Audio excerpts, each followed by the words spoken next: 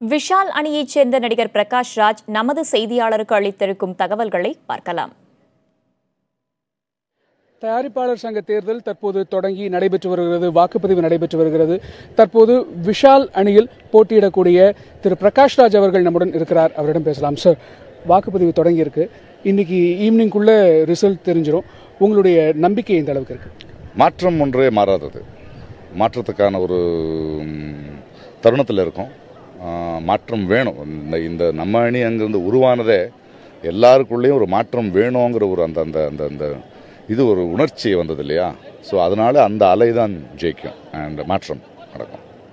So தானு அவர்களுடைய அணிக்கு பார்த்தோம்னா கலைப்புலி சேகரன் உள்ளிட்ட மற்ற அணிகள் அவங்களோட போய் மெர்ஜ் ஆயிருக்காங்க.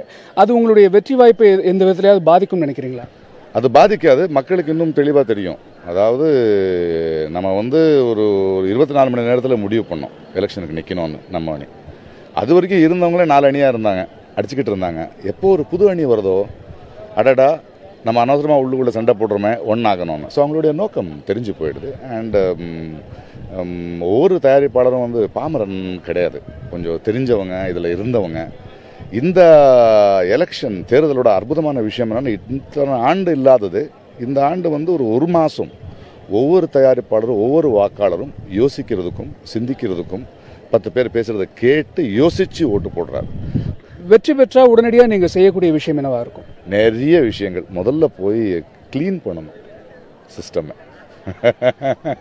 மிக முக்கியமாக உடனடியாக செய்ய வேண்டிய தயாரிப்பாளர்களுக்கு உடனடியான தேவை என்ன அப்படின்னு நீங்கள் நினைக்கிறீங்க? அது நிறைய விஷயங்கள் இருக்குது. அது இப்போ கொடுக்குற வாக்குறுதி இல்லை, நாளைக்கு காலையில் தெரியும் உங்கள் எல்லாருக்கும். நன்றி.